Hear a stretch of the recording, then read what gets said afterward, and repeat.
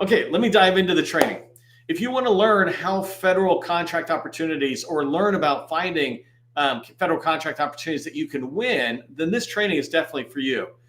I teach my 7-step process for federal revenue success. And those steps are research, targeting, outreach, lead to relationships, opportunities, sales, or proposals and sales, right?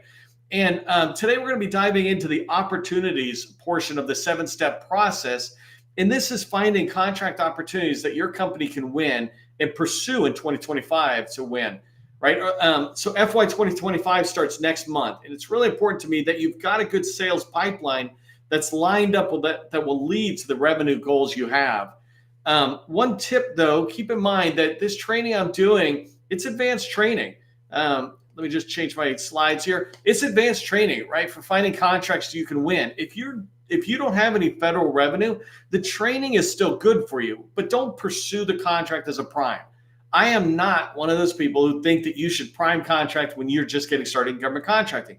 That's not the path to success. All of us make the wrong choice and make this mistake in the beginning. Me too, with my companies, like, I'm going to prime.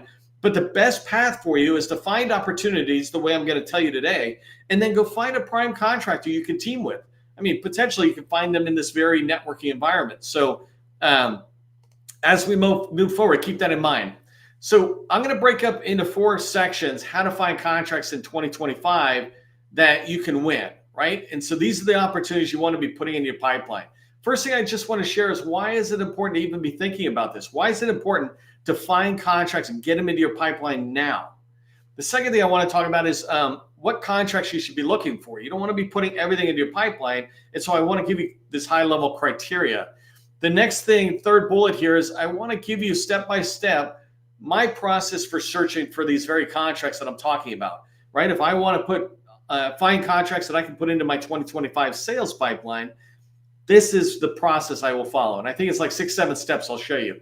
And then I'm going to actually end up with doing it for real. I want to go in to the websites, and I want to show you exactly how I do this. This is not conceptual. This is tactical. I'm teaching with skill. I'm teaching you the how, and your job is to then go practice it so it delivers for you what you want it to deliver. If you don't know who I am, my name is Neil McDonald. I'm the president of the GovCon Chamber of Commerce, co-founder of GovCon in a Box, and I want to welcome you to my federal sales training, where I provide tips for success in the federal market. I spent 20 years in the federal market as a small business owner, and since 2018, I've been teaching people like you that government contracting is not a secret. It's just a process. When we follow a process A to Z, we have repeatable, predictable results, and this is what I want for you. If you haven't done so already, subscribe to the Government Contracting Success newsletter. This is our newsletter. It's an exciting newsletter of government contracting sales, and that 7-step process I talked about. What we put into the newsletter follows along those 7 steps in the process. Last thing on this slide, we've got training all week. Tomorrow's training is Capture Process for Small Businesses. And really, it's designed to teach you, how do I pursue or push an opportunity through the sales life cycle? So once you find an opportunity, what I'm going to teach you today, how do you push that through the sales life cycle towards a proposal and trying to win it? I want to congratulate the 100 clubs. This 100 clubs are coming from the GovCon in a Box. This is our AI-powered SaaS platform that's designed to help small businesses, in this particular case with this one tool, understand their federal visibility score. Your federal visibility score is just how visible are you to the federal buyers. When they go looking on their own tools, can they find you? There's 360,000 small businesses that are registered to sell to the federal government.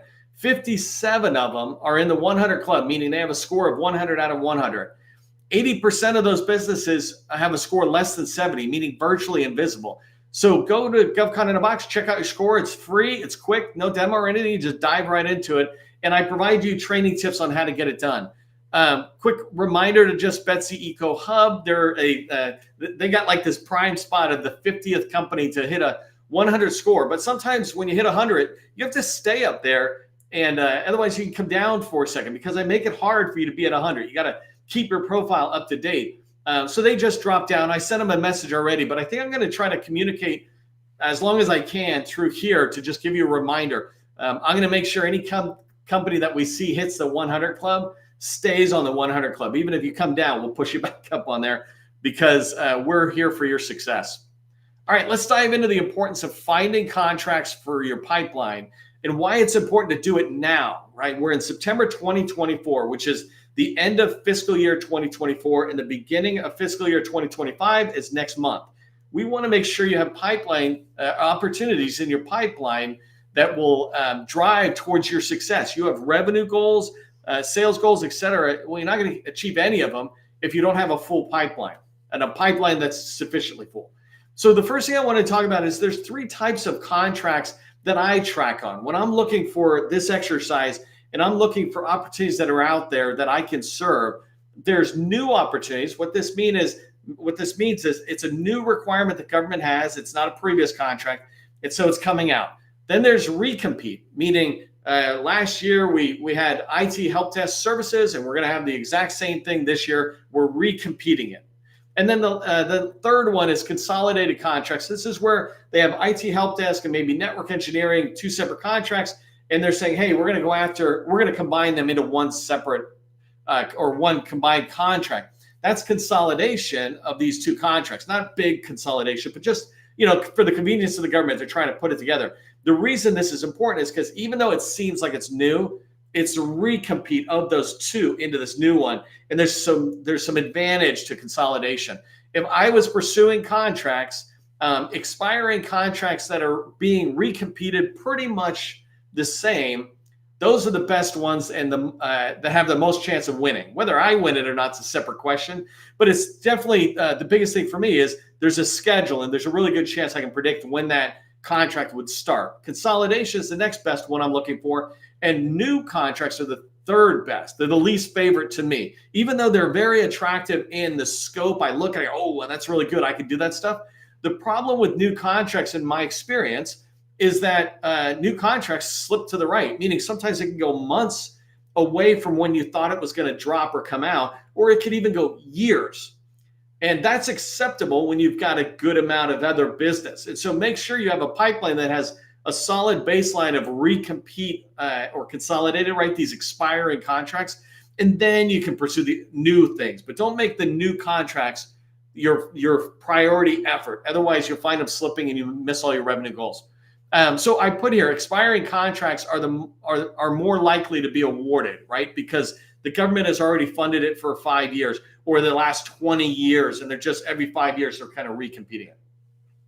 So another reason you really want to be tracking on the importance of contracts in your pipeline now is because opportunities opportunities going into your pipeline, they lead to sales. And when you pursue sales and win sales in 2024, as we're wrapping up the next 4 months and going into early 2025, those opportunities and sales you're winning are going to lead to the very revenue that you can predict for 2025 through 2030, right? So some of the contracts you win at the end of next year, if you're winning it and they're starting at the end of the next year, they could go all the way out to 2030 if you're getting 5-year contracts. And so I tend to teach around IT and professional services contracts, which tend to be 5-year period of performances. And so it's a big deal. You want to be looking at these sales goals and this sales activity that come from the opportunities in your pipeline and seeing them as revenue in the out year. Enough pipeline value is going to lead to that predictable revenue, right? So in order for you to have revenue, you have to have sales. In order to have sales, you have to have opportunities in your pipeline. And you have to have a sufficient amount of opportunities in your pipeline to be able to write a sufficient amount of proposals going out the door. I do a whole separate training on how do you know what the numbers are: revenue number, sales number, proposal number, pipeline number, right? This pipeline total contract value. Let's say you're trying to earn $100 million in sales. We need $1 billion, let's say, in the pipeline. Those are really loose numbers. I didn't even bother trying to do the numbers. My point is it's much bigger number in the sales pipeline because not everything moves forward. It's a much bigger number here than it is in the sale. And then sales predict the revenue. The last thing, the reason it's important to find contracts for your pipeline now is that it's the difference between being proactive and reactive. If you think about the typical way sometimes we hear about opportunities, especially if you just listen to the government, they're like, wait for SAM and you can look in SAM. It's like, come on, man, you're killing me. It's like, we all know that once it's in SAM, it's too late. It's not totally too late, right? But it is not the best time to be hearing about it. Anywhere left is better. We call it shifting left in the sales life cycle. Any salesperson will teach you this. Shift left, get in earlier in the sales life cycle, and you're going to have success.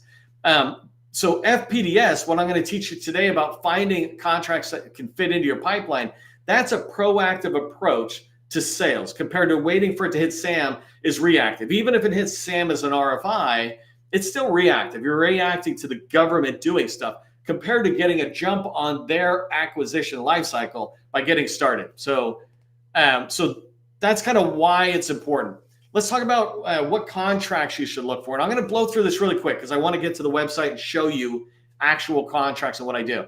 But the first type of, and these are my way of doing it. And I'm not saying this is industry standard. I'm saying this works for me, and it works really well for the hundreds and hundreds of people I teach. Expiring contracts is a normal way of doing business in the federal market. And anybody who knows anything will tell you. Anybody who doesn't know anything, we all tell you that expiring contracts is good. What I want you to pay attention to is don't look at expiring contracts that are expiring within 6 months. Look at ones that are 6 months and out. These are two different sales activities or efforts. Inside of 6 months, you're a lot more reactive and things are moving a lot faster. Outside of 6 months, you give yourself so much more room to be doing true sales and capture in there. This ability to shape an opportunity in your favor is increases when you give yourself enough time. So I say 6 months out from today, this will allow you to really predict sales going out forward. It's a different training for me to tell you how to win inside the 6 months. So the first thing I look for in contracts are I'm looking for ones that I wish I had won. Really sometimes, ones I had won. I hate mistakes. But anyways, what I look for is sometimes I participate and I lose a contract. I'm like, okay, I'm putting that on my radar. I'm coming back again next time. Other times you just see it in FPDS or USA Spending. You're like, oh, I wish I had won that one. You hear it on some of the newsletters or articles coming out on LinkedIn or wherever. You're like, oh, that was a good contract. I wish I had won that. That's what you want because these theoretically are slam dunk opportunities. Slam dunk opportunities are ones that your company can guarantee do. You know you can do it. You know when you write a proposal, the government will know you can do it. Whether you win it just comes down to how many qualified companies show up. But you want to make sure you're finding opportunities when they look. The government goes, wow, we could easily award it to that company. They're that good. So then the other thing you want to be looking for is contracts that are on your contract vehicle. So if you got a GSA schedule, go out there and find contracts that are being awarded on that. Seaport Next Gen, Oasis, whatever it is, look for the contract vehicles you have and then look for expiring contracts on that because you don't have to convince the contracting officer to use that vehicle. You might have to talk to them and see if they're going to go that direction, whole separate training.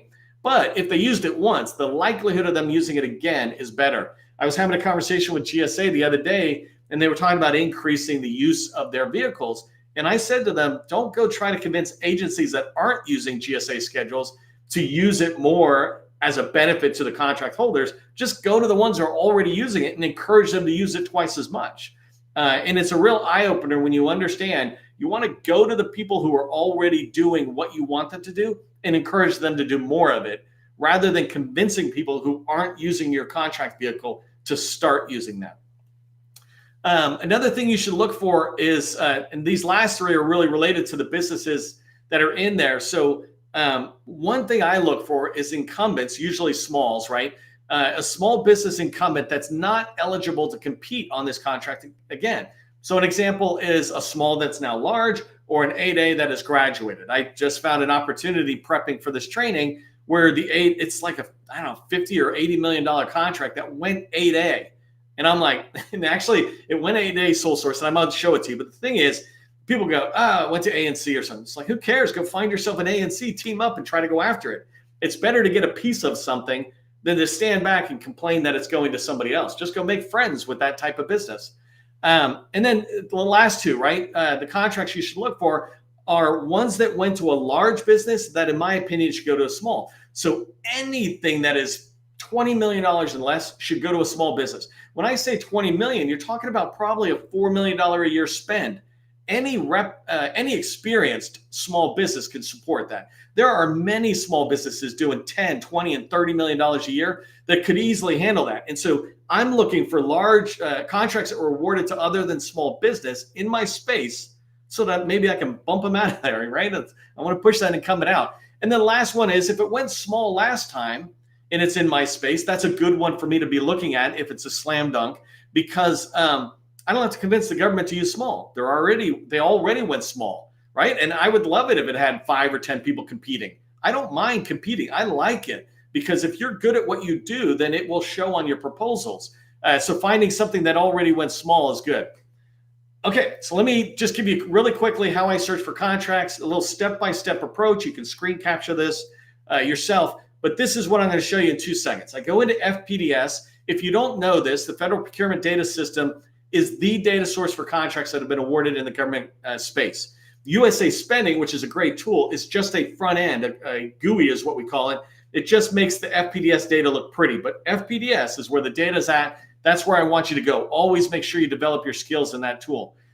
So I go in, I'm going to search on a keyword. Today I'll use administrative support. In red, I put the fields I'm going to use. Description of the requirement is where I'm trying to find the keyword.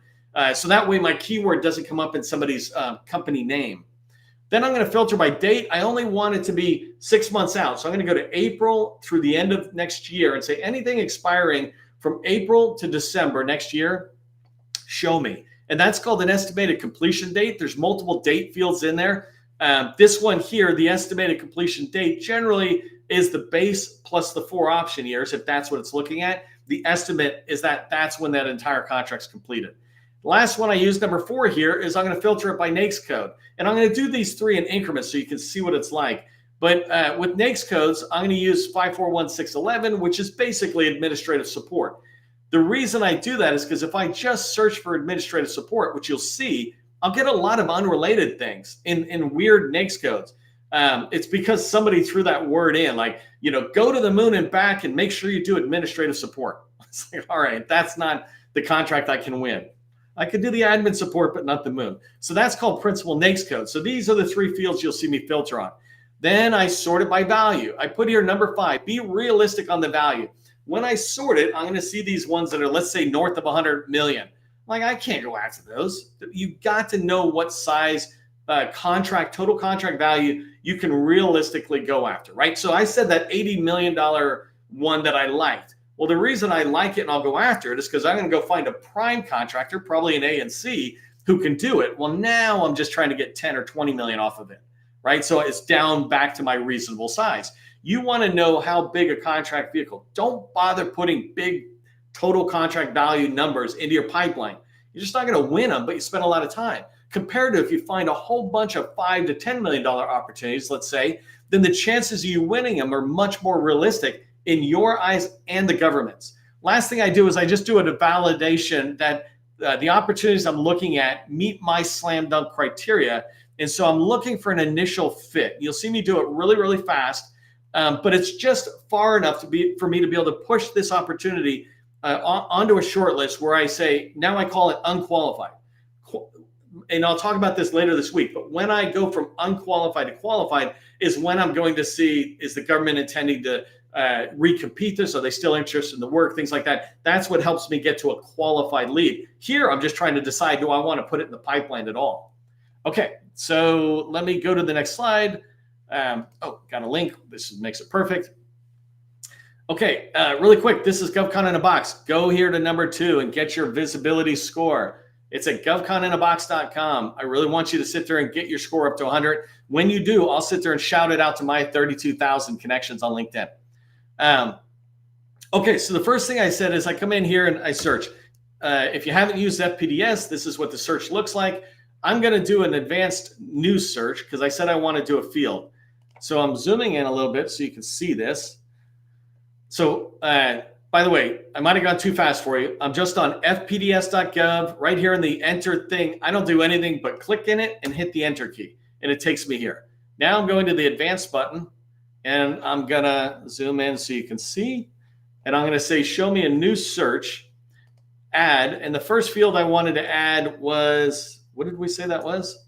I already forgot. Description of requirements. So description of requirements. There you go. And it's like admin. Thank you. There you go. So I already did this once. So I search this, right? And when I search it, if you see here, I got 100,000 opportunities coming back or awards. And so that's good, but that's not enough for me. So I'm going to go back to advanced research and I'm going to search within the existing results. So I'm just going to add another filter. And so here I'm going to say date signed, and I'm going to change it from, it probably has it filled out, April to December. I'm loving this. And now I'm going to go, hey, come on, what happened? Something happened.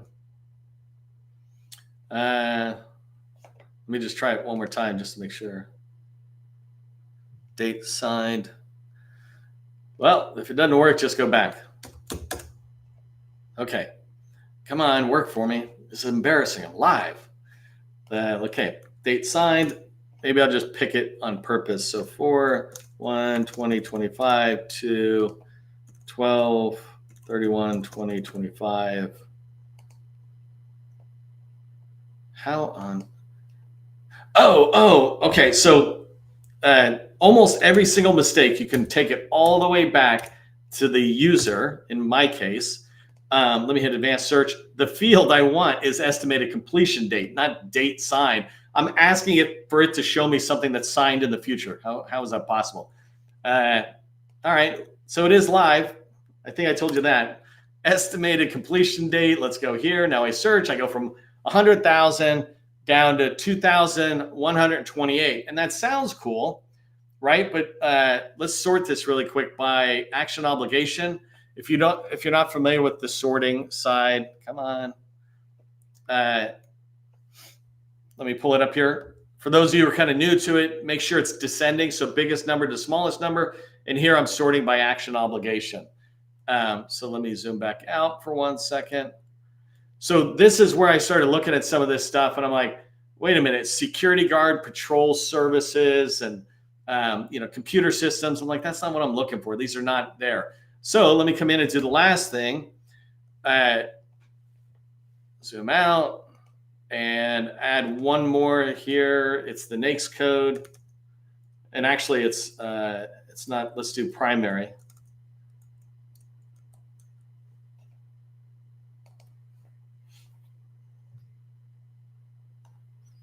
Oh, that's funny. Let me just get it. So NAICS code is like 541611 tab. So the field I'm choosing is NAICS code. Let me just bounce over here. And the cool part, what I'm tracking, right, is you've got this name here. And so there's two different names. Even though I searched on NAICS, I was getting a little confused for a second because I was searching for principal, but it only shows NAICS. So let's come back in here. We're already descending on our searches. I've got 500 results. And if I come in here and look at this, if I just pick this first one and I go in, this is the one I'm saying is $80 million. It's with DHA, Defense Health. But what I want to do is come down here to the description and see, is it around what I'm looking for? So provide administrative support for financial operations, budget data modeling, optimization, and general fund enterprise business systems.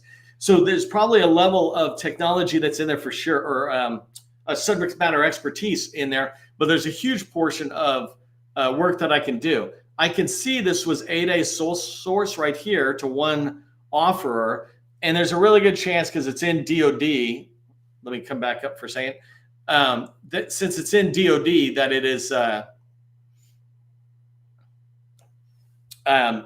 that is set aside to an 8A company, right? But it doesn't matter. I like this opportunity. I'm putting in my short list. Here's some people's names I can follow up with, etc. I can see this company here, right? So these guys here, I might go out and try to pursue them on DSBS to see, and let me look at them on USA Spending. But if I go to DSBS, any state. Actually, let me reset this. If I go to DSBS and try to find them,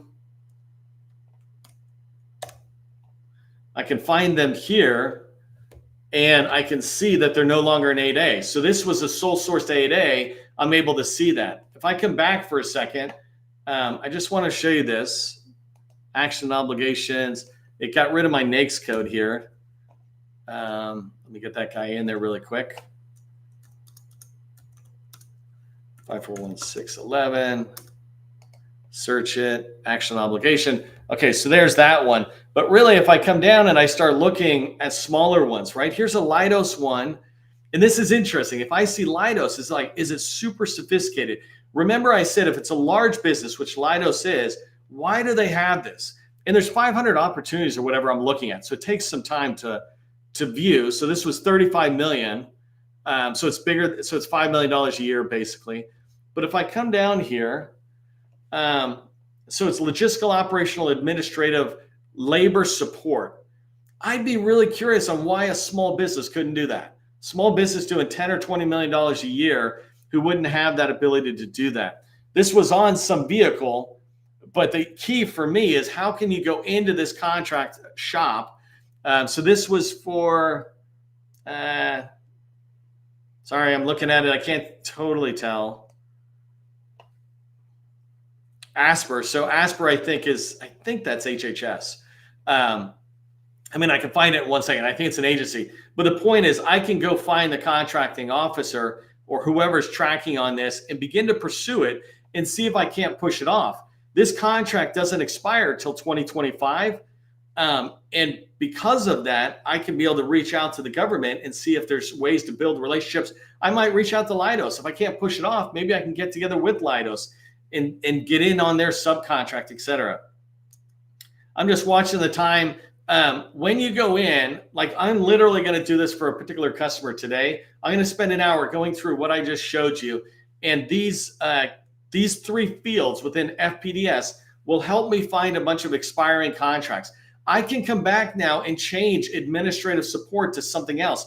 Maybe I'm looking for legal staffing or FOIA requests, things like that that are related to the administrative support work I know my customer does. Well, I can start finding these opportunities. And what I'm trying to do is to get to a certain stage of opportunities in the pipeline that will guarantee that we have enough in the pipeline to pursue in order to achieve our revenue goals. So just remember, as you go forward, that revenue goals need your sales goals to be hit. So revenue needs sales, and sales, we need to be writing proposals. So we can't write proposals unless we've got a solid pipeline of slam dunk opportunities your company can win. And that's what I want you to have in there.